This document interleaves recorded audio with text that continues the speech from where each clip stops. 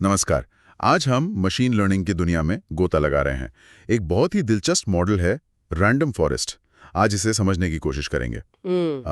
सोचिए कोई मुश्किल सवाल है और आप सिर्फ एक एक्सपर्ट से नहीं पूछते, बल्कि आपने पूरी एक्सपर्ट्स की टीम बिठा ली है, तो जाहिर है नतीजा बेहतर होगा। कुछ ऐसा ही है ये रैंडम फॉरेस्ट, है ना? हाँ, बिल्कुल सही कहा।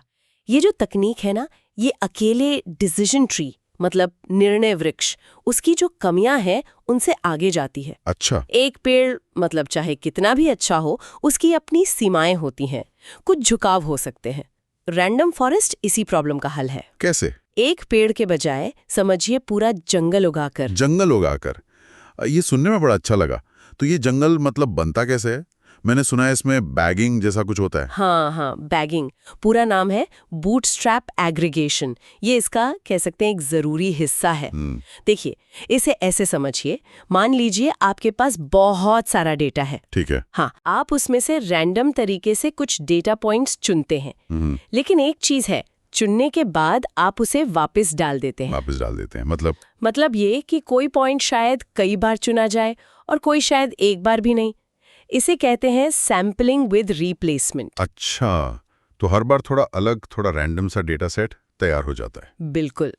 और इन्हीं रैंडम डेटा सेट्स को बूटस्ट्रैप सैंपल्स कहते हैं।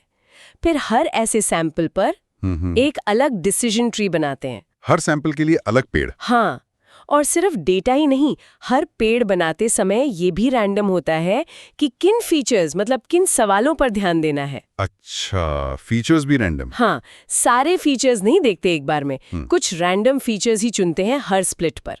इसी से विविधता मतलब डाइवर्सिटी आती है। ओके, तो मतलब बहुत सारे थोड़े थोड़े अलग किस्म के पेड़ बन गए। सही। तो फिर ये सब मिलकर आखिरी फैसला कैसे लेते हैं?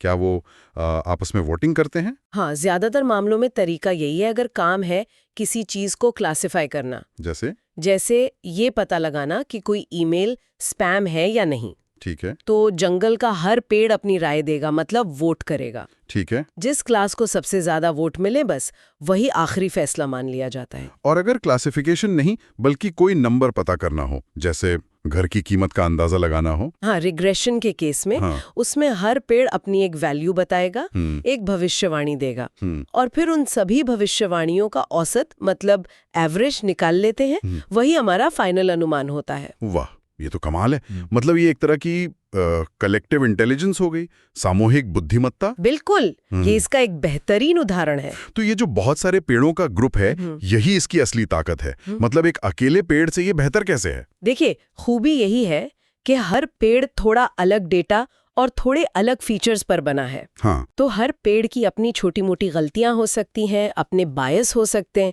लेकिन जब इतने सारे अलग अलग पेड़ों की राय मिलती है ना, तो ये जो इंडिविजुअल गलतियां हैं ये एक दूसरे को कैंसल आउट कर देती हैं, या कहिए बैलेंस कर देती हैं। अच्छा, जैसे भीड़ की बुद्धिमत्ता वाली बात। हाँ, कुछ वैसा ही। अलग अलग नजरिए मिलकर एक ज्यादा मजबूत और सटीक नतीजा देते हैं। इसी को एन्सेम्बल अप्रोच कहते हैं, और यही रैंडम फॉरेस्ट को इतना पावरफुल बनाता है। ये तो वाकई बहुत दिलचस्प है कि मतलब विविधता से सटीकता बढ़ रही है। अच्छा, तो असल दुनिया में इसका इस्तेमाल कहाँ कहाँ होता है? कुछ उदाहरण देंगे? आलिए, इसका इस्तेमाल तो बहुत फैला हुआ है। बैंकिंग में देखिए, क्रेडिट कार्ड फ्रॉड पकड़ने में बहुत मदद करता है। फ्रॉड डिटेक्शन में कैसे? ये लेन देन में वो छोटे छोटे पैटर्न पकड़ सकता है जो शायद इंसान ना देख पाए। सही। असामान्य पैटर्न। इसी तरह कंपनियां इसका इस्तेमाल करती हैं कस्टमर चर्न प्रिडिक्ट करने में, मतलब कौन से ग्राहक सेवा छोड़ने वाले हैं, ताकि उन्हें रोक सकें। हाँ, ताकि सही टाइम पर एक्शन ले सकें। और कोई उदाहरण? स्टॉक मार्केट के ट्रेंड्स देखने में, मौसम का अनुमान लगाने में, यहाँ तक कि मेडिकल फील्ड में भी। मेडिकल में जैसे किसी मेडिकल इमेज से बीमारी का पता लगाने में मदद करना, या फिर मरीज के डेटा के आधार पर रोग के निदान में सहायता करना। बहुत जगह है। कमाल है, फायदे तो साफ दिख रहे हैं। ज्यादा सटीक है, और आपने कहा ये मिसिंग डेटा को भी हैंडल कर लेता है। हाँ, काफी हद तक ये इसकी एक और खूबी है। और ये ओवरफिटिंग से भी बचाता है ना? ओवरफिटिंग मतलब जब मॉडल ट्रेनिंग डेटा को ज्यादा ही रट लेता है। सही। ओवरफिटिंग में मॉडल ट्रेनिंग डेटा पर तो बहुत अच्छा काम करता है, लेकिन नए डेटा पर फेल हो जाता है। रैंडम फॉरेस्ट इस समस्या से काफी हद तक बचा रहता है, क्योंकि वो एवरेजिंग करता है ना। ये तो बहुत बड़ा फायदा है। हाँ, लेकिन हर चीज के फायदे होते हैं तो कुछ नुकसान भी होंगे। हाँ, इसकी कुछ कमियां या चुनौतियां? हाँ बिल्कुल, हर तकनीक के साथ कुछ न कुछ होता है। एक तो ये कि क्योंकि इसमें सैकड़ों या हजारों पेड़ हो सकते हैं, हाँ, तो इसे ट्रेन करने में और फिर भविष्यवाणी करने में एक अकेले डिसीजन ट्री के मुकाबले ज्यादा टाइम और कंप्यूटिंग पावर लग सकती है। अच्छा, थोड़ा स्लो हो सकता है। हाँ, खासकर अगर डेटा सेट बहुत बड़ा हो। लेकिन जो सबसे बड़ी चुनौती मानी जाती है वो है इसकी इंटरप्रिटेबिलिटी। इंटरप्रिटेबिलिटी मतलब ये समझाना कि फैसला कैसे लिया गया। बिल्कुल सही, क्योंकि आखिरी नतीजा इतने सारे पेड़ों की मिलीजुली राय से आ रहा है, हाँ, तो ये बताना मुश्किल हो जाता है कि किसी एक खास भविष्यवाणी के पीछे असल कारण क्या थे।